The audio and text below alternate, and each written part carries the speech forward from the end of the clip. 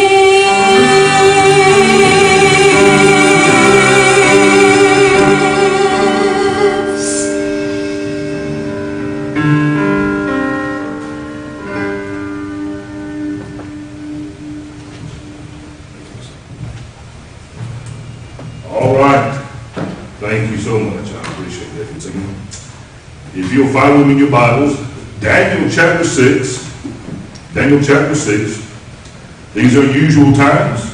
These are stressful times. These are times that we don't always understand. And we ask ourselves a lot of questions. When's this going to be over with? How are things going to be? Well, it's not the first time somebody has found themselves in this situation. In the book of Daniel, it's a story written about people that were taken captive. You and I would call them slaves. You and I would call them maybe political opponents. But Nebuchadnezzar had taken them from the land of Israel to Babylon, which would be modern-day Baghdad, and has put them in service for him. And then Nebuchadnezzar, of course, God had to humble him. And the King Darius came up, and King Darius is 62 years old, according to Daniel chapter 5. So he's an older man, and he has watched as Daniel has kept himself, you and I would use the term behaved himself, in a way that was honored by God, was a way that God would use him and bless him. And we'll pick up the story in Daniel chapter 6. We'll read a few verses, and I'll talk to you about them. I'll give you 3 points. And I just want you to keep your pad and paper beside you so you'll have something to think about the next few days. Because you and I are the first person to find ourselves like this. And let's talk about this. So in chapter 6, verse 1, it pleased Darius to set over the kingdom 120 princes, which should be over the whole kingdom. These were like lieutenants, these maybe you might call them governors. And there were 3 presidents, of whom Daniel was first, and the princes might give account unto them, and the king should have no damage. So you had 120 governors. All these governors was 3 presidents, and the head president was the man named Daniel. Now bear in mind, Daniel was a captive. Daniel was in a foreign land. Daniel was in a heathen land, working in politics under King Darius. Let's continue to read. And Daniel was preferred above the presidents and princes, because an excellent spirit was in him, and the king thought to set him over the whole realm. So Daniel was a man that kept himself kept himself obedient to God, and so much so that the king took notice. The king said, hey, oh Daniel, in the midst of all this, we went and got him, took out of his land, and he left his land because of sin of the people, and was put in the king Babylon. And Darius said, hey, he has kept himself. He's a person, according to the Bible. I mean the King James Bible version. In verse 3, the Bible says this, an excellent spirit was found in him. He kept an attitude. That's a good attitude. He used the tools and the wisdom and the knowledge God gave him, and God promoted him. That's very important, because as you and I are going through these times, people are watching you and I. People are saying, hey, what does the church do? What does the church be? We run the flag up of being consecrated Christians, obedient to God. But when the chips are in, and we're going about our day by day, what is lost people saying about us? And we'll talk about that in just a moment. Now, of course, these 120 governors and these 3 presidents, and Daniel being the lead one, jealousy rose up. So in Daniel chapter 6, verse 4, watch how this unfolds. And the president and the prince sought to find occasion against Daniel concerning the kingdom. But they could find none occasion or fault, for as much as he was faithful, neither was there any error or fault found in him. Verse 5, then said these men, we shall not find any occasion against Daniel, except we find it against him concerning the law of his God. So when you have a man who was being obedient to God in the land of captivity, not just being obedient to God, God was promoting this man to the second in power of King Darius. Now, of course, jealousy comes in. That's always a nasty word. Jealousy. We get jealous of the blessing of God in somebody else's life and ignore the blessing of God in our life. But God promoted him, and people, his enemies, begin to seek occasion of it. Now listen, if your enemies are looking for something, they're going to not leave a stone unturned, book unopened, closet not open. They're going to get inside your life and find anything to tear you down, find anything to hurt you, find anything to make you look bad in the sight of your superiors. Maybe you got a job that God has promoted you, and somebody in your life, in your little realm of influence, and the people you share an office with, maybe they're out to tear you down and to hurt you. They're looking to find fault. And according to verse 4, they went to the ends of they could and could not find any error in him because he was faithful. Now Daniel didn't get promoted and say, hey, I ought to be faithful and obedient to God because I've been promoted. That's not how this happened. Daniel was obedient and faithful to God a long time before the promotion came. So when they began to look for something in him, and Darius knew that, when they began to look for something, they couldn't find anything. Because Daniel didn't wake up one morning and say, oh, I'm the boss now, I got to start behaving myself. No. He said, I'm going to obey God and be faithful. If I don't get promoted, I don't get promoted. If I get demoted, I get demoted. The main thing, getting King Darius and the land of Babylon, the main thing is obedience to God. But because God bless him, he had some jealous rivals. Now watch what they said in verse 5. This is very important.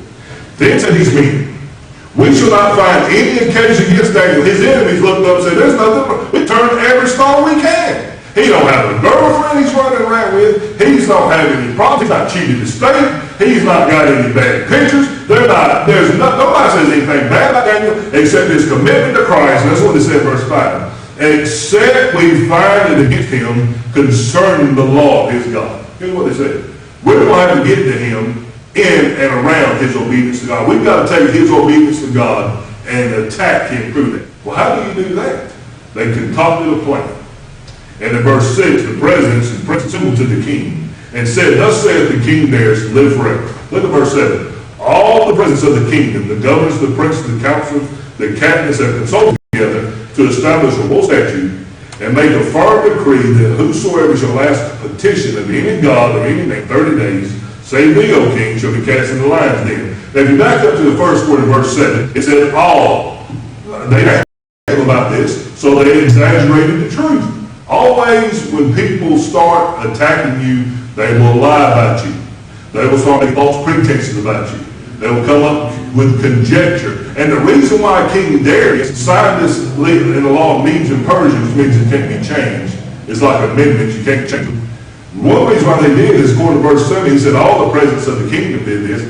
Darius thought Daniel had something to do with it. Daniel had nothing to do with it. They were doing this in attacking, in jealousy for Daniel. So far, we got a man who is holy before God. He's in a situation he really don't want to be in, but he's in a situation, and inside the situation, he's been obedient to God to the point so far that the king Darius has promoted him to being second only to him.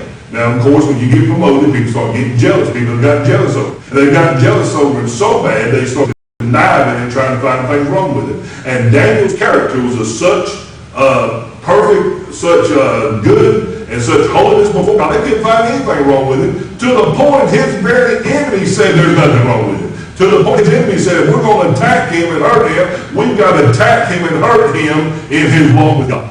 And of course, in verse 7, they begin to lie about it. And Darius thought, because he said all in verse 7, they thought Daniel had something to do with it. They tried to honor the king. Look at verse 9. Now, O king, establish a decree and sign the writing that it may not change, according to the laws of Medes and Persia and all truth not. Wherefore, King Darius signed the writing and the decree. Now, Darius had no idea that they were going to do this to trap Daniel. But once he put signet on the law of Medes and Persia, that could not be changed. But look at verse 10. And when Daniel knew that the writing was signed, he went into the house. And his windows being opened in his chambers toward Jerusalem, he kneeled down upon his knees 3 times a day and prayed, watch this now, and gave thanks before his God as he did aforetime. Bear in mind, Daniel just didn't start walking with God when they made him president. He was walking with God long before they made him president. And according to verse 10, he had been walking with God and they did make him president. The main thing was he was walking with God. So it's real good to shout the praises of God. It's really easy to do everything for God when everything's going fine. We got money in our pocket, the church is full, everything's wonderful. What happens when the church isn't full? What happens when the government says, hey, you need to separate, close everything down, dismiss assemblies, 10 or more, and there's some kind of virus going around that's hurting a lot of people? What do we do then? Do we kowtow? Do we run? Do we say, hey, we don't have any faith in God? No. In the midst of all this, we obey God. That's what Daniel did in verse 10. When he heard about it, he knew about it. And Daniel wasn't trying to be a rabble rouser. Daniel wasn't shaking his fist in his people's face. I'm going to do what I want to. No, he wasn't doing that. He went back to his apartment, opened the windows, prayed toward Jerusalem. He done this 3 times a day, and they knew it. They knew Daniel walked with God. They knew if they was going to trap Daniel, they was going to get a noose around Daniel's neck. They was going to do it in his obedience to God. Let me ask you a question. If our enemies were going to come to you and I, and they was going to shoot us, they wanted to hurt us, do we have such a prayer life that they'd have to shoot at us in and out of our prayer life? Because look at this. Look at verse 11. Watch what they did. And these men assembled and found Daniel praying and making supplication before his God. They said, the only way we're going to get to Daniel is get to Daniel his prayer life. Change the law and let's go get it. Now they knew exactly where he was at. They knew exactly what Daniel was doing. The enemies of Daniel knew that Daniel was a praying person. In the midst of all this, in the midst of promotion, in the midst of being king, in the midst of people being jealous, being lied to, Daniel kept his walk with God. Let me encourage you during times of uncertainty, keep your walk with God. If you have been reading about praying and obeying God, start reading the Bible, start praying, start obeying God. But don't let, when things like this happen, it kind of blows people out of the water. What I'm going to do? How I'm going to pay my bills? I'm sick. I don't have any insurance. You ask yourself 100,000 questions. But the main question is, am I obeying God? Am I doing exactly what God wants me to do? Because bear in mind now, in these 11 verses, because of Daniel's obedience to God, because of some manipulation of some high-ranking government officials, they changed the law of the land. They said, we're going to put you in jail if you prayed in your God. Daniel prayed, just like he always did. They put the man in jail. So I don't know if anybody that I know of, they have changed a national law on account of, but Daniel now is standing before the Supreme Court of that land. He's got to go before King Darius.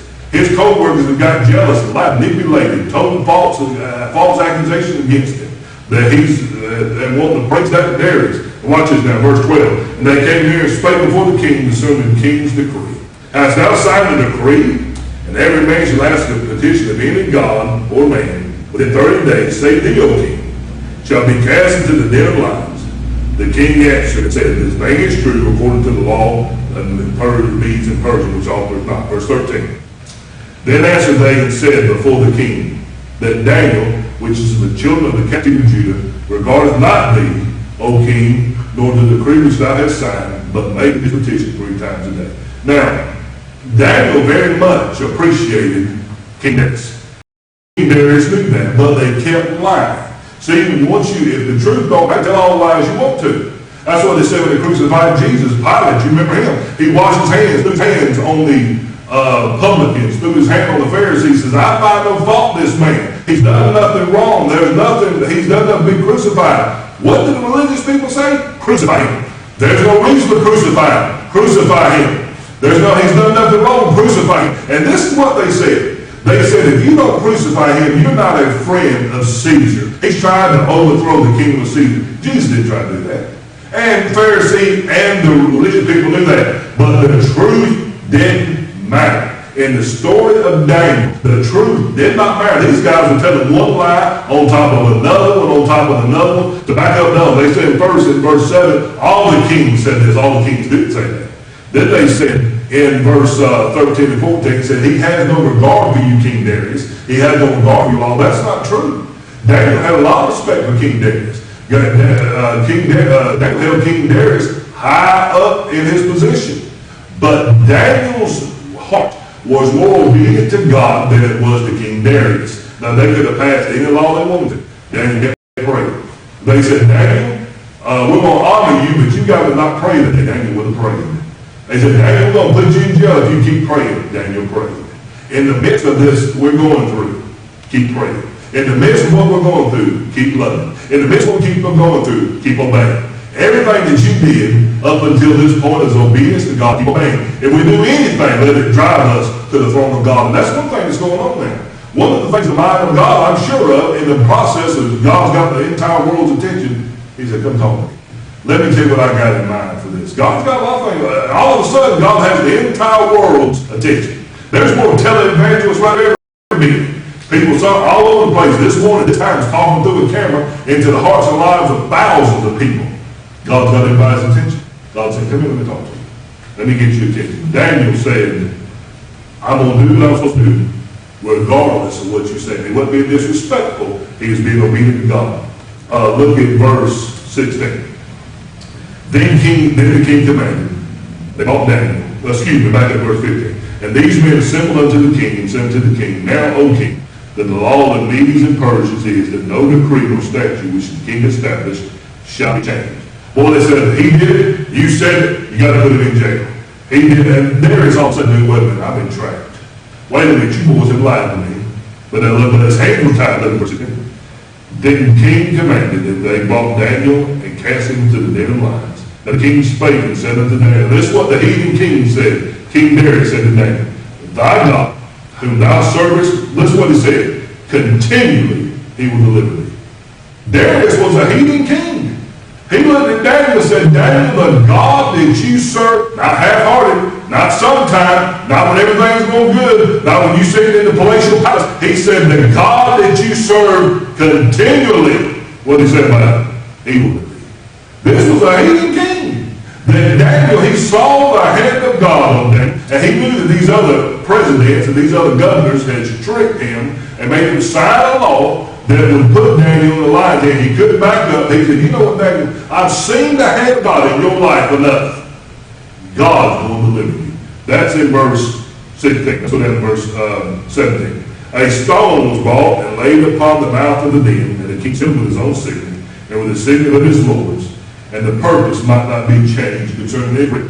Back then, they rolled the king, and the king would put his signet on it. It was his signature. It's kind of like do nothing. He put 2 guards up there so Daniel couldn't get out. Now, bear in mind now, Daniel, poor guy, is a refugee. He is stuck. He's taken captive. He's a political prisoner. He's been lied about, manipulated, and tossed into the lion's den for no other reason because he prayed. For no other reason because his enemies knew that he was faithful and his character was clean. For no other reason that he obeyed God. He's in the lion's den right now in this verse. Well, they were this easy because they would kill Daniel, the lions killed Daniel. One of them would become president. And in verse 17, the king put the guards by the opening, put the guards by the stones, and don't let anybody in, don't roll it out. Verse 18, watch it. I'll tell you about this king. Then the king went to his palace, passed the night fasting. Neither instruments of music brought in before him, and his sleep went from him. This man knew he had been tricked, and can't you imagine in his mind and his heart and in the theater of your mind the rage that was going on this king. He'd been duped, he'd been lied, he'd been manipulated to hurt his friend Daniel, a man that he knew character was faultless, but man also that had been tricked by people that were faultful, people that were ungodly because they were jealous of God's hand. Can't you imagine as he paced back and forth? Can't you imagine? He thought, I'm going to kill every one of them. If God will deliver Daniel, I'm going to make him the greatest ruler here, and I'm going to kill all them people. He was walking back and forth. He was mad in verse 18. Verse 19, the king rose early in the morning and went and hastened to the den of lions. Verse 20, and when he came to the den, can't you imagine this? He cried with a lamentable voice unto Daniel. And the king spake and said to Daniel, O Daniel, watch how you describe him now. Servant of the God. Is thy God whom thou servest continually able to deliver thee from the lions? Remember now, Darius was not a Sunday school teacher. Darius was not a Bible thumper. Darius was a king, a vile man, but he knew that God had blessed Daniel. God's hand was on Daniel. He had enough of sense to describe the God of heaven as somebody who's got the ability to deliver somebody. But secondly, that Daniel had walked with him and served him continually. Let me ask you something. If suppose this was you and I, could they look at you and say, Greg, you serve God continually. Nothing about going to church, not about serving in the temple. I serve God. This was workplace religion. This is workplace Christianity. He saw me outside the temple. He saw me in my interaction with the people down at the synagogue, down at the palace. He's seen how I treated my servants. He's seen how I reacted to my peers. He said, God whom you serve continually. In my business dealings, the God that you serve continually. He said, God of heaven is able to deliver you. God that you serve continually. Did God deliver you, Daniel? That's what it says in verse 21. Then said Daniel unto the king, O king, live forever. Imagine now Daniel been there all day.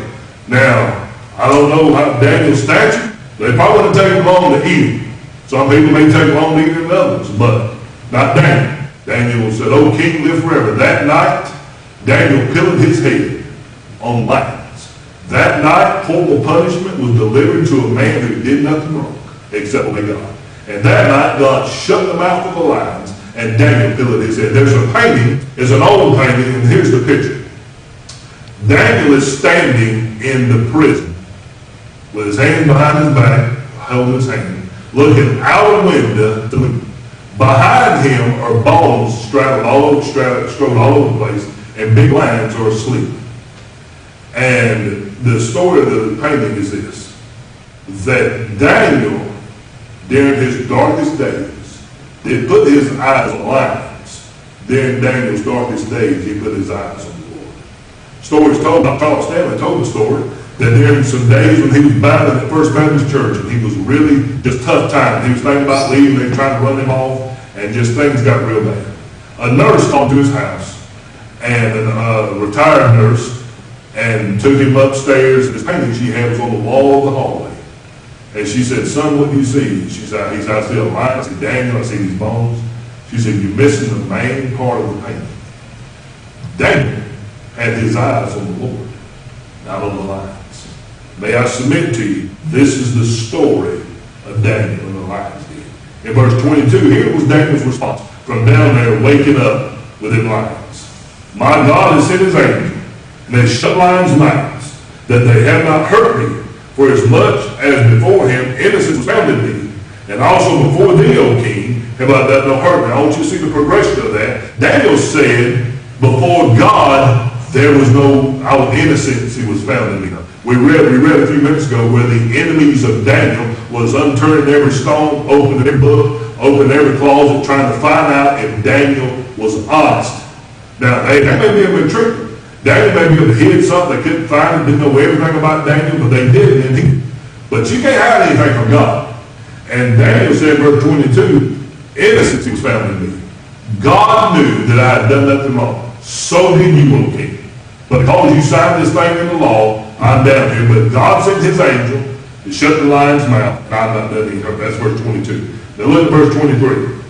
Then was the king exceedingly glad for him, and commanded they should take Daniel up out of the den. So Daniel was taken up out of the den, and no manner of hurt was found on him, because he believed in his God. Daniel didn't stand there and fight them lions. Daniel didn't jump all over the wall all night running from them lions. He put his faith in God.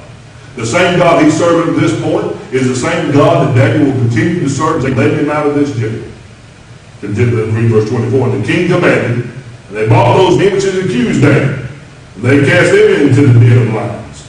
Them, their children, their wives, and the lion had the master of them, and break all their bones in pieces, wherever they came at the bottom of the den.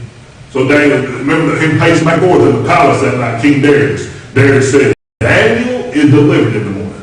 I'm going to kill them guys that lied to me. Darius knew they lied to him.